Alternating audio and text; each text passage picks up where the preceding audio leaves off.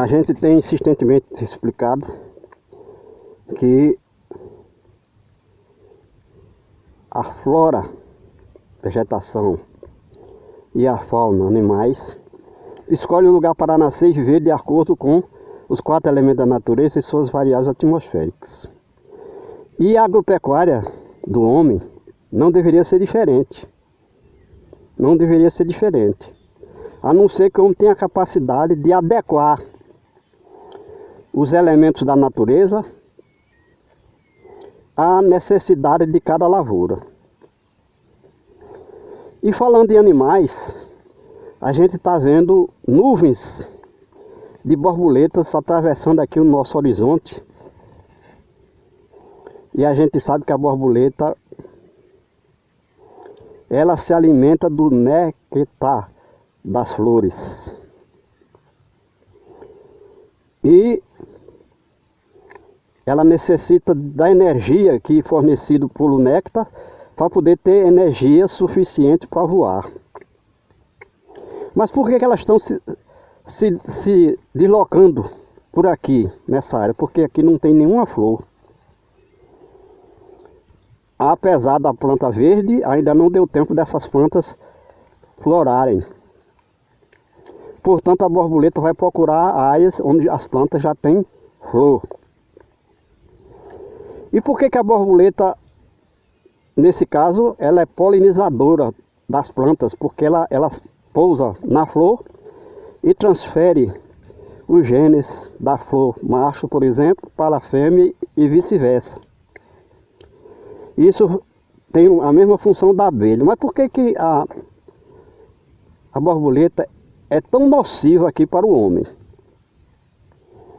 Porque a metamorfose da borboleta é se transformar em lagarta. Enquanto a borboleta voa e só pousa em flor, a lagarta come folhas. Principalmente as folhas tenras da lavoura do homem. Logo que o milho e o feijão nascem, já estão lá as lagartas comendo essa planta que para ela é nova, porque surge com a plantação, e a plantação surge com as chuvas.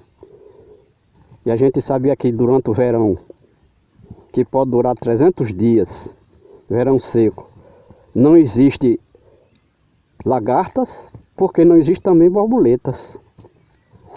E a gente mostra aqui categoricamente que realmente os animais e as plantas escolhem o lugar para nascer e viver de acordo com os 4 elementos da natureza. Só que o principal elemento que está sob o domínio do homem é o solo.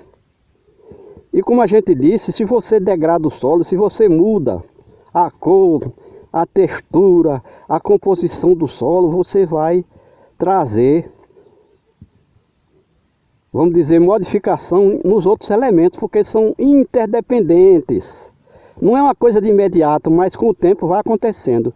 E é o que aconteceu aqui. Então nós vimos aqui a borboleta, apesar de tanta plantas verdes que tem aqui em consequência da chuva, elas não estão ficando aqui, elas estão atravessando, indo para um lugar que certamente a natureza instintiva lhe indicam que lugar é esse onde elas vão encontrar flores nesse momento. Porque nesse caso aqui onde nós estamos não existe qualquer flor. E o homem não poderia fugir dessa regra de elemento do reino animal. Cada pessoa necessita, em média, de 50 litros de água doce por dia para beber, lavar e cozer os alimentos e tomar banho. São 20 metros cúbicos de água doce por ano que cada pessoa necessita, é a média. E para se produzir 1 quilo de alimentos no clima do Nordeste, são em média 1000 litros de água doce das chuvas, porque não existe outra fonte de água doce aqui onde nós estamos. Aliás, não existe em canto nenhum, porque toda a água veio direta ou indiretamente das chuvas, porque a molécula de água foi montada na atmosfera, formando nuvens, água condensada. E a gente caminha para dar mais outras provas do significado desse nosso trabalho educativo, aqui outro quadro. Fora dos oceanos e mares, onde tiver água salgada, a vida animal e vegetal não tem vez. O sal é da terra, o sal é do chão. Particularmente o cloreto e o nitrato de sódio. Água com sal, ou seja, água salgada, é lixo para os animais e vegetais das terras emersas.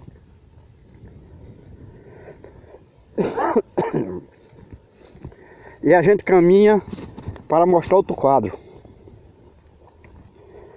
Quanto de água tem na vida e quanto de vida tem na água? A vida tem, no mínimo, 65% de água no seu corpo. A água está na atmosfera, na hidrosfera, na litosfera, que é o caso da água subterrânea, e nos corpos de vegetais e dos animais. E falando em animais, nós mostramos aqui a borboleta se deslocando por essa área, não está ficando aqui porque não tem flor. E a gente vai ver o caso do formigueiro, que é um inseto também do reino animal.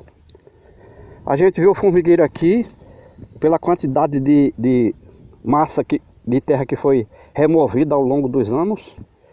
Foi um formigueiro bastante ativo, grande, com grande número de elementos, mas o formigueiro está morto. Nesse momento, quando tem todas as plantas aí para ele colher as folhas para poder fermentar no formigueiro, nas suas câmeras do formigueiro, mas não existe o formigueiro.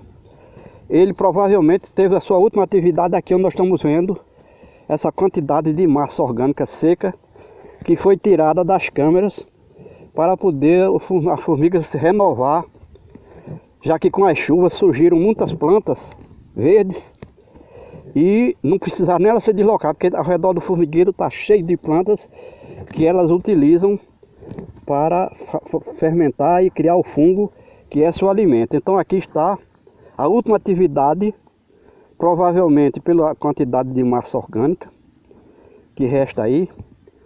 Pelo menos há uns 3 meses ainda existia aqui alguma formiga nesse formigueiro.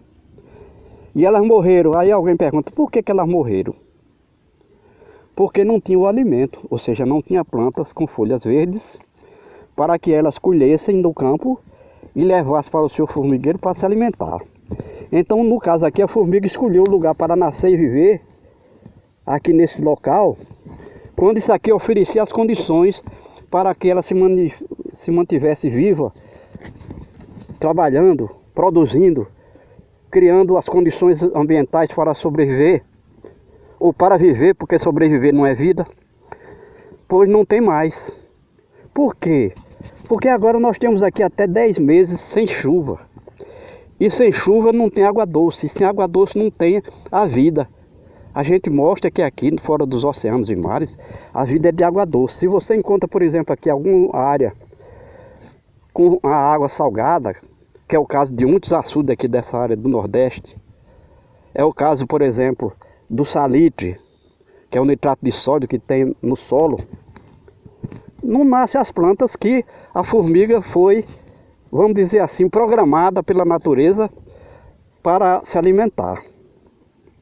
Então, se não tem as condições ideais para ela sobreviver, ela escolhe, não tem como escolher. Ela escolheu inicialmente porque existia as condições, mas como não existe mais, e a gente repete que isso aqui foi criado pelo homem, essa situação, porque aqui é um lugar que chovia pelo menos 6 meses por ano, e chovia na média de 800 milímetros, e hoje a gente vê 4, 5 anos seguidos com menos de 400 milímetros de chuva ao ano, como foi o caso de 2012 até 2017, e no caso também de 2021, que aqui choveu cerca de 100 milímetros em 2021. Então, toda a vida desaparece nesse caso, porque a vida não está adaptada para um volume de chuva desse. E como a gente disse, quando altera a quantidade, o volume, a disponibilidade de água doce, todos os demais elementos da natureza entram em choque, em colapso, tudo. E a vida não podia ser diferente, porque a vida depende dos 4 elementos da natureza em equilíbrio para cada espécie.